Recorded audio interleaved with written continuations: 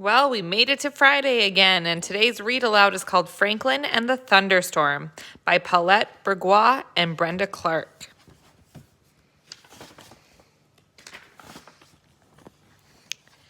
Franklin could count by twos and tie his shoes. He could name the months of the year and all the seasons.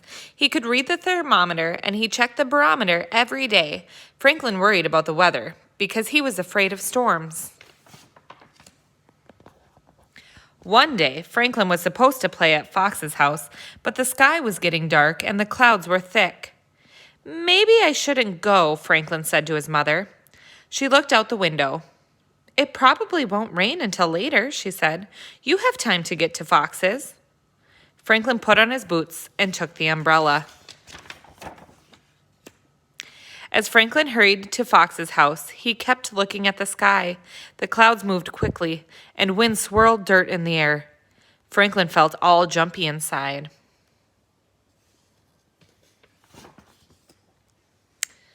Fox was playing outside when Franklin arrived. Franklin pointed nervously to the sky. "I think we should go inside, don't you?" he asked. "Not yet," Fox grinned. "I love watching the clouds move and feeling the wind blow. It's exciting." "I think it's scary," said Franklin.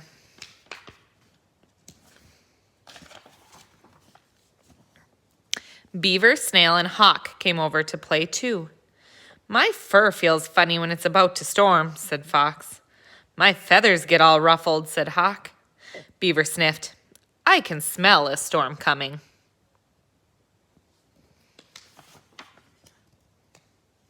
The wind became stronger. Hawk flew loop-the-loops.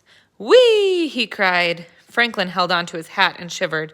It was almost as dark as night when big fat raindrops began to fall. "We should go in," shouted Franklin. "No," said Fox. "Follow me."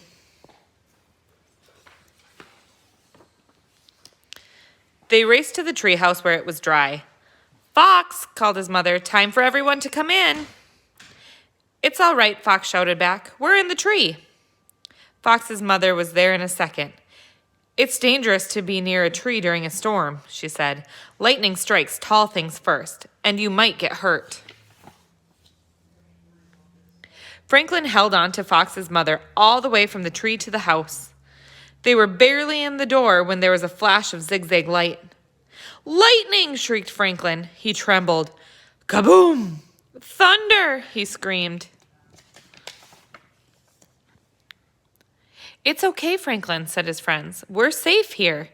But Franklin had crawled deep inside his shell. Fox's mother brought treats. Still, Franklin wouldn't come out.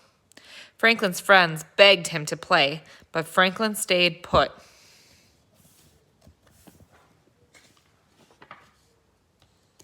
Then, with a flash and a crash, the lights went out. "Don't worry," said Fox's mother. She lit candles and turned on a flashlight. "Won't you come out now?" she asked Franklin. "No, thank you," he mumbled. "Don't be afraid," said Hawk. "All that noise is just cloud giants playing drums in the sky." Franklin peeked out. "Really?" he asked.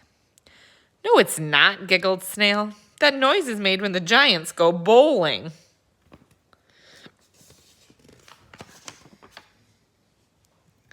Franklin came out of his shell. "But what about the lightning?" "That's easy," said Hawk. "The cloud giants are turning their lights on and off." Fox smiled. "I think it's the giants swinging from their chandeliers." Franklin laughed. "Giants? That's ridiculous," said Beaver. "Mr. Owl says lightning is a big spark of electricity that travels from the sky to the ground. The spark is so hot that it makes the air around it pop. That's the sound of thunder." "Amazing," said Franklin.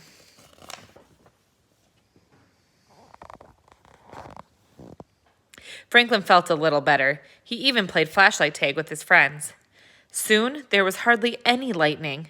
The thunder was a low rumble from far away, and the rain stopped. Then the lights went on. "Storm's over," said Fox. "Let's go outside and play." "Look," said Franklin, "a rainbow." "I know why the storm is over," Franklin said. "Those giants heard there's a pot of gold at the end gold at the end of every rainbow, and they've gone to find it. Even Beaver had to smile.